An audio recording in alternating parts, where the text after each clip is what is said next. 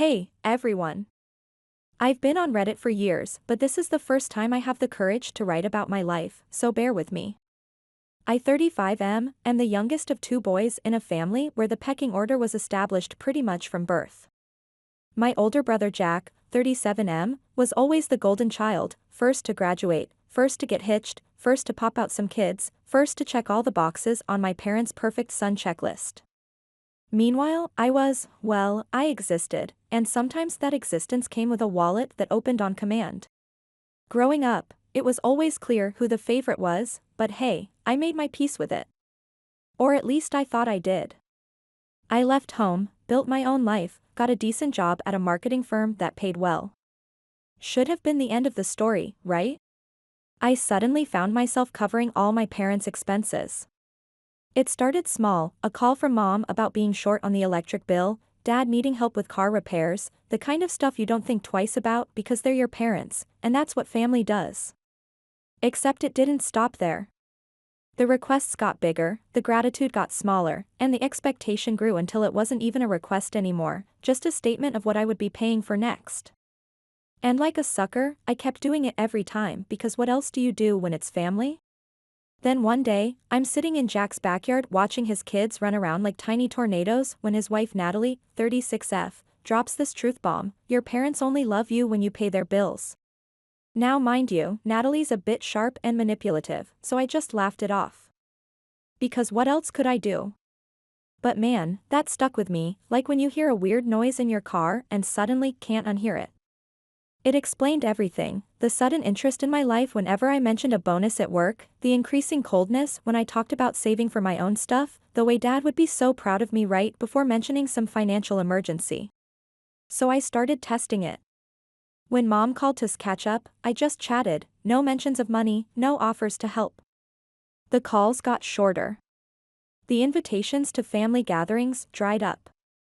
My status in the family hierarchy was directly proportional to the cash flow I provided. And that realization sucked harder than I ever thought it could. Looking back, I should have seen the signs earlier. Like how my birthday presents would be something cheap while Jack got exactly what he wanted. Or how they'd come to my place and raid my fridge without bringing anything. Or how they'd borrow stuff and never return it. Small things that add up over time. Jack wasn't much better. He was always struggling despite making decent money at his accounting job. Something was always going wrong with his house or his car, or his kids needed something expensive, and somehow it always fell on me to bail him out. Because that's what family does. But here's the thing about family: it's supposed to be a two-way street. Sure, you help each other out, but it's not supposed to be one person constantly giving while everyone else takes. That's not family. That's a relationship with a human ATM. The worst part? I actually believed I was helping. I thought I was being the good son, the good brother. I thought they appreciated it, even if they didn't show it much. I thought all this giving would eventually earn me the same love and respect they gave Jack. It didn't. It just made them expect more. The more I gave, the more they wanted. It's like feeding a stray cat: once you start, you can't stop without feeling like the bad guy. And boy, did they know how to make me feel like the bad guy? We're not asking for much. After all we've done for you. Your brother would help if he could. It's just until next month. We wouldn't ask if it wasn't important. All those little guilt trips worked like a charm. Until they didn't. I started noticing other things too. Like how they'd brag about Jack's accomplishments to anyone who would listen, but mine only came up when they needed to explain why I should be able to help out. Or how my opinions never seemed to matter at family gatherings unless they were about what I was paying for. I'd sit there at holidays watching Jack get all the attention, all the praise, all the love, while I got the bill. And I'd tell myself it was fine, this was normal, this was what younger brothers did. But it wasn't fine, and it wasn't normal. It was screwed up. The more I thought about Natalie's comment, the more examples I could think of. The time mom called to see how I was doing right after I mentioned getting a raise on social media. The time dad suddenly wanted to go fishing, just us boys, right before revealing he needed money for a new roof. The way they'd call Jack for advice but me for cash. It was like I had two families, the one I thought I had and the one I actually had. And coming face to face with the reality hurt more than I expected. So, yeah, that's the backdrop. That's the family I grew up in. A golden child who could do no wrong, parents who saw me as a walking wallet, and me, the idiot who kept trying to buy the love they gave my brother for free. Anyway, Thanksgiving rolled around, and as usual, I was expected to host, pay, cook, and clean. Because that's just what I did, apparently. Been doing it for the past 5 years straight. Jack and Natalie would bring a shitty store-bought pie that nobody ate, my parents would bring their appetites and complaints, and I'd foot the bill for the whole damn show. But that year was different. I was tired. Not just regular tired, but the kind of tired that seeps into your bones. The kind where you wake up and immediately want to go back to sleep. The kind where even thinking about hosting another family gathering made me want to scream into a pillow. So I suggested we do it at my parents' place instead. The silence on the phone was so long I literally checked to see if the call had dropped. Then they dropped this on me. My mom literally said I could come to Thanksgiving if I paid off Jack's maxed out credit cards first. Not, we'll miss you if you don't come, not, let's figure something out. Nope. A straight up price tag on my place at the family table. Your brother's been having some financial difficulties, Mom said, like this was news, like he hadn't been having financial difficulties for the last decade. His credit cards are maxed out. If you could just help him this once. This once. Like I hadn't helped 100 times before. Like this wasn't just the latest withdrawal from the bank of me. Something inside me just snapped.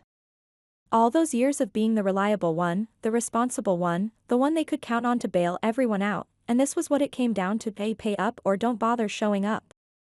You're right, I said, surprised at how calm my voice sounded. And that's why I'm done. I hung up. Just like that. No chance for them to work their usual guilt magic on me. I just ended the call and sat there, heart pounding, waiting for the guilt to hit. It didn't come. Instead, I felt relieved, like I'd been carrying this massive weight without realizing it, and suddenly it was gone. My phone blew up immediately. Texts started rolling in, don't be dramatic. It's what family is supposed to do. This isn't how we raised you. You're being selfish. Each one was like a confirmation that I'd made the right decision. Each attempt to make me feel bad just made me more certain that I was done being manipulated. For the first time in my life, I turned my phone on silent and put it face down. I ordered a pizza and watched a movie without thinking about what problem I'd have to solve next. It felt weird. Good weird, but still. The next day, Natalie called. I almost didn't answer, figuring it would be more guilt-tripping, but curiosity won out. You should have seen your mom last night, she said, and I could hear the smile in her voice. She was absolutely losing it. Kept saying she couldn't believe you would do this to your brother. I didn't say anything, just waited. And your dad just sat there looking all pissed off like someone had stolen his wallet. That made me laugh, because, yeah, someone did steal his wallet, me, by taking it back. Then she got serious. Look, I'm going to be real with you. You don't owe them a damn thing. But if you really want to drive the point home, don't go back. Not for Christmas, not for birthdays. Let them stew in their own mess. You'll see how fast they come crawling when they realize their ATM isn't working anymore. I never fully trusted Natalie, she always seemed to be playing some angle, but damn if she wasn't right about this. So that's exactly what I did. Thanksgiving came and went. I heard through the grapevine that they threw together some sad little dinner. Mom apparently complained to everyone who would listen that I'd abandoned the family during the holidays. Jack supposedly slept through most of it, probably hungover. And Natalie? She seemed weirdly happy about the whole thing. When Christmas rolled around, I made plans with friends and booked a trip out of town. 2 days before I was supposed to leave, my phone rang. Mom. I stared at it for a long time before answering. Hello? Are you really not coming? She asked, skipping right past the pleasantries. Why would I? I shot back. You made it pretty clear my presence depends on how much money I hand over. Silence. Then, your brother is struggling, honey. We just want to make sure he's okay. Then maybe he should figure that out himself. She gasped like I just told her I kick puppies for fun. That's your brother. And? I asked, genuinely curious what she'd say. She stuttered for a second, then switched tactics. You know, we were talking, and we think maybe Natalie has been a bad influence on you. I couldn't believe it. Are you actually trying to turn me against her now? That's your play? We just think you should be careful who you listen to. I shook my head even though she couldn't see it. That's funny, because she was the only one honest enough to tell me what you really think of me. More silence. Then finally, I just hope you realize what you're doing. And she hung up on me. No, Merry Christmas, no, we'll miss you. Just a vague threat that I'd regret setting boundaries. I went on my trip, posted photos on social media, had the best Christmas I'd had in years. No stress about who was getting what presents, no awkward family dinner where I paid for everything while Jack got all the attention, no subtle digs about how I should be more like him even though I was the one keeping the family afloat financially. Just me, my friends, and a complete lack of guilt. It was glorious. I thought that would be the end of it. Just some family drama that would eventually blow over.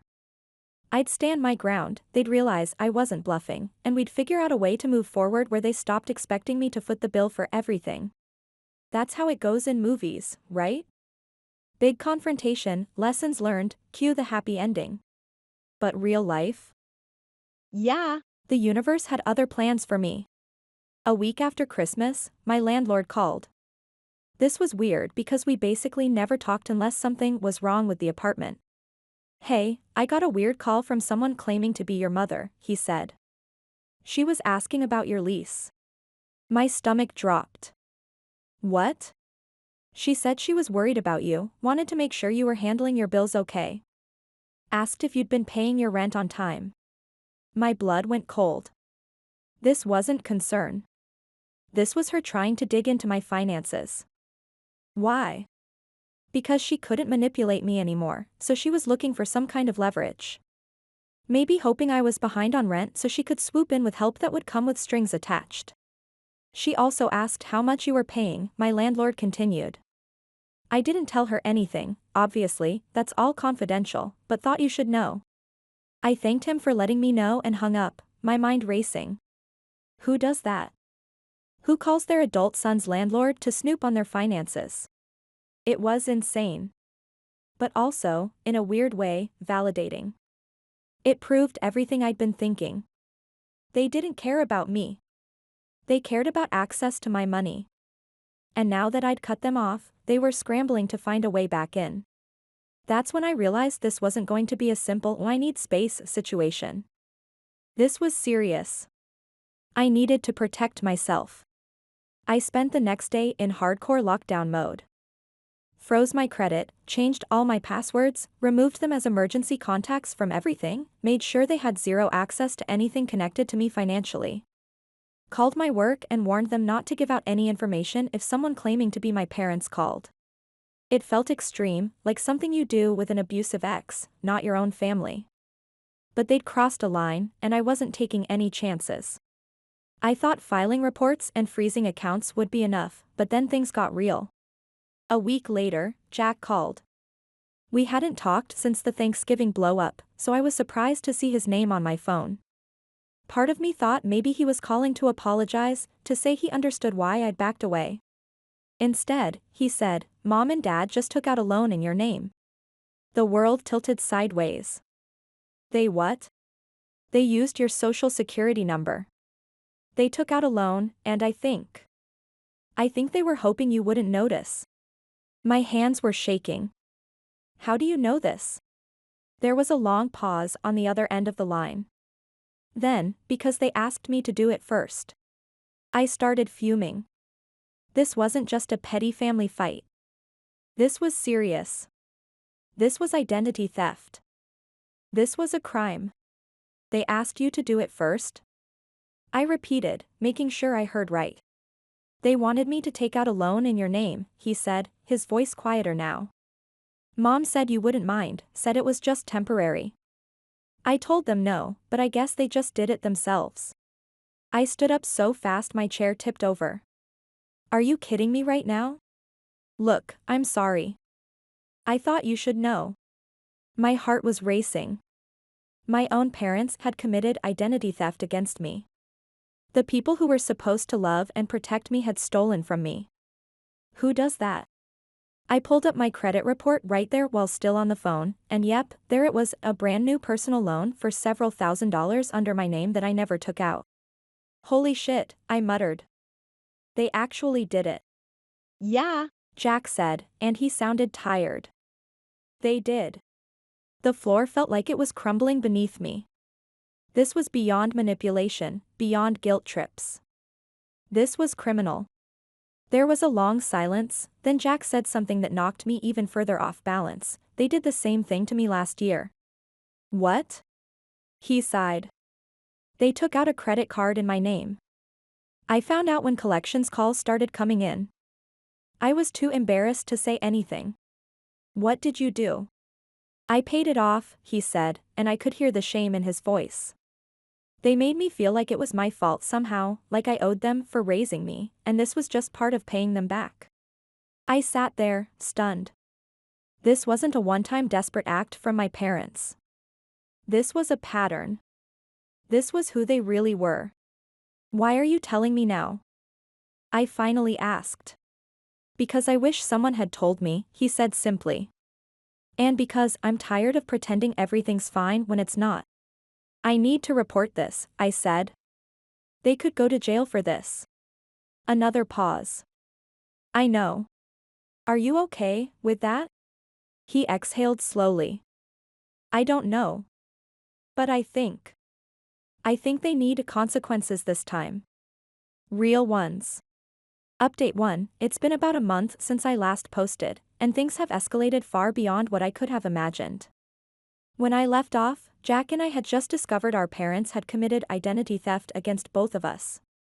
I decided to report them to the authorities, and Jack reluctantly agreed it was time for real consequences. The process of dealing with identity theft is a bureaucratic nightmare. Banks, credit bureaus, police reports, notarized statements, it's exhausting. And doing it against your own parents adds a whole new level of emotional baggage.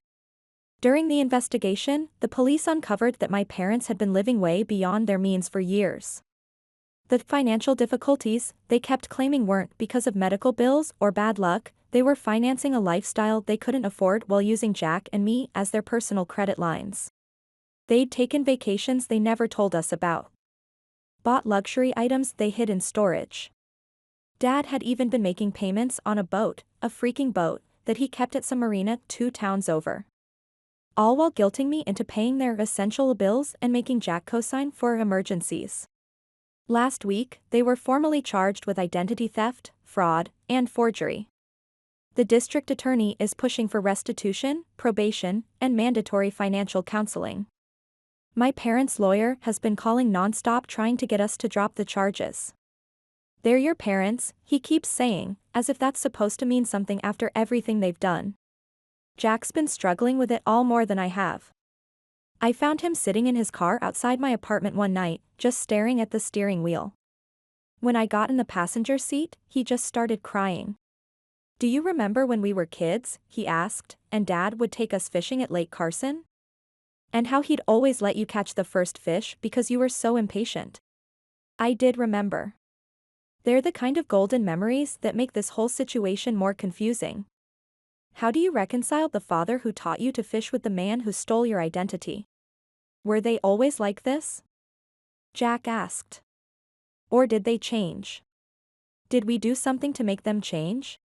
That's the question that keeps us both up at night. When did our parents stop seeing us as their children and start seeing us as resources to exploit? Natalie has been Jack's rock through all this. Despite my initial wariness of her, she's proven herself to be fiercely protective of him. Your parents spent years making Jack feel like he was never good enough, she told me over coffee. They'd praise him to his face, then turn around and use his success to manipulate you. It was a sick game they played with both of you. The family fallout has been intense. Aunts, uncles, and cousins have all picked sides. Dad's brother hasn't spoken to him since he found out. Mom's sister keeps posting vague Facebook statuses about honoring thy mother and father, with pointed tags to Jack and me. My grandmother, my dad's mom, called me in tears after hearing what they'd done. My parents have gone into full character assassination mode. They've told anyone who will listen that I'm mentally unstable, that Jack is being manipulated by his wife, that we've both always been difficult children. They've even started contacting my friends and colleagues. One of my coworkers pulled me aside last week about a strange call from someone claiming to be my mom, asking personal questions about me and expressing concerns about my mental health. I had to have an awkward conversation with my boss explaining the situation in case they tried contacting the company directly. The worst incident happened when they showed up at Jack's daughter's school. Jack's oldest is only 7, and they tried to pick her up early, claiming there was a family emergency.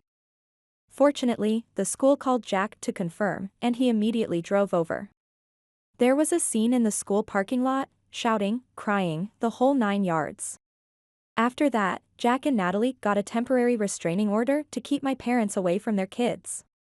I should have done the same, but I honestly didn't think they'd escalate things that far with me. I was wrong. 3 days ago, I came home to find my apartment door slightly ajar. Nothing was missing, but things had been moved around. Drawers were partly open. Papers on my desk had been shuffled through. The police think they were looking for financial documents or anything they could use to regain some control over me. That night, staying in a hotel because I couldn't face going back to my violated apartment, I finally broke down. Not because I missed my parents or regretted reporting them, but because I realized how much danger they still posed to my life. These people who were supposed to protect me were actively trying to harm me because I'd cut off their access to my money. Jack and I have weekly calls now to check in and update each other on any contact attempts. We've both started therapy, something I should have done years ago. My therapist is helping me see how abnormal our family dynamic always was. The court date is set for next month. My lawyer says with the evidence we have, they'll almost certainly be convicted, but likely won't serve jail time given their age and lack of prior criminal record. I'm not sure how I feel about that. Part of me wants them to experience real consequences, but another part just wants this whole chapter closed so I can move on.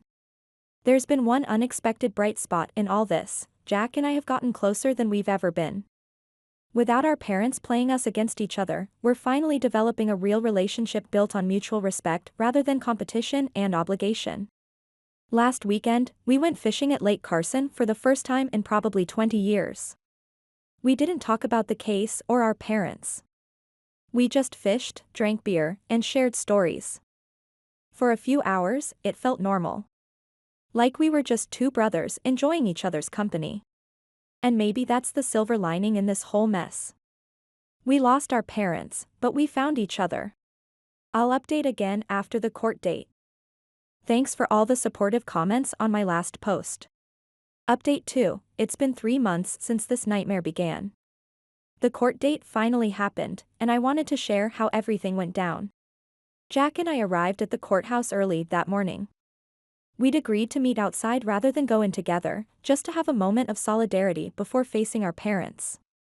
He looked exhausted but determined. Ready for this? I asked. He nodded, jaw tight. Let's get it over with.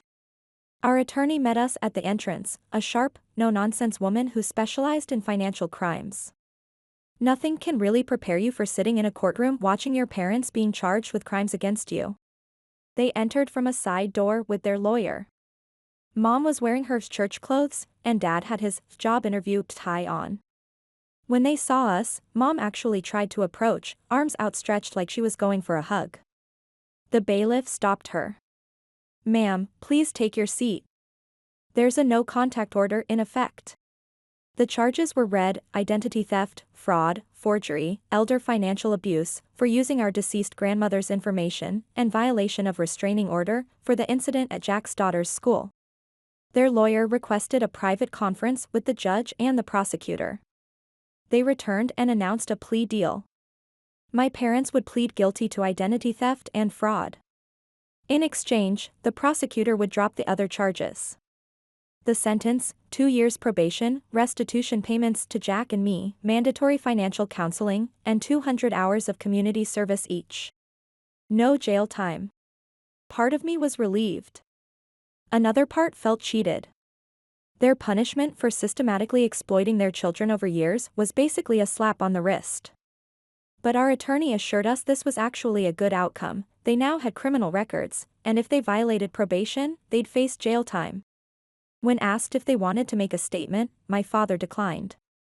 My mother stood up and delivered the most self-serving non-apology I've ever heard. "We only did what any parents would do," she said, voice trembling. "We sacrificed everything for our boys, and when we needed help, we thought they would understand. This is all just a misunderstanding." The judge wasn't buying it.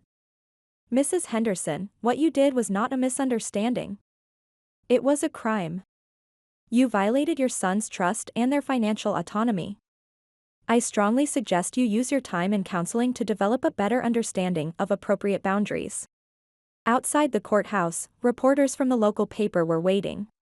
Jack and I declined to comment, but our parents' lawyer gave some statement about a family matter that should have remained private. That night, Jack, Natalie, and their kids came over to my new apartment for dinner. I'd moved across town after the break-in, to a secured building with cameras. Jack seemed lighter somehow, like a physical weight had been lifted from his shoulders. "So what happens now?" Natalie asked. "We move on," I said. "They'll make their monthly restitution payments, and if they miss any, they risk violating probation. Beyond that, we don't have to have anything to do with them." "It's strange," Jack said quietly. "All my life, I felt this pressure to be perfect for them. The golden child, right? But it was never about being proud of me. It was about having something to control you with." I nodded. "And all my life, I felt like I was constantly failing by comparison. Never measuring up to you." "They played us both," he said. "Different tactics, same goal, keeping us under their thumb. We've both changed our phone numbers and email addresses. We've created new social media accounts under stricter privacy settings. We've told our extended family that we're not interested in hearing updates about our parents. Some relatives understand. Others think we're being cruel." "They're still your parents," my aunt said. "You'll regret this when they're gone." "Maybe I will. But I doubt it. I'm seeing my therapist twice a month now instead of weekly. We're working through my issues with boundaries and the residual guilt that still crops up sometimes. Work has been a refuge. I threw myself into a big marketing campaign and ended up getting a promotion last week. First thing I did was call Jack to share the news. It felt good to celebrate an achievement without wondering what strings were attached. As for our parents, they've had to downsize significantly. The boat was sold. Dad had to come out of retirement and take a part-time job. Mom apparently joined some church group that's praying for our return to the family fold. Their restitution checks arrive on time, though. The system makes sure of that. Sometimes I think about those fishing trips at Lake Carson, about the good moments that surely must have happened in our childhood. Were they real? Were my parents different people then? Or were those just brief interludes in a lifelong pattern of manipulation? Jack and I are building something new. Something healthier. Based on actual brotherhood instead of competition and resentment. We're planning a camping trip next month. Just the two of us, back to Lake Carson. Full circle, in a way. It's not the family I thought I had. But it might be better than the one I was born into.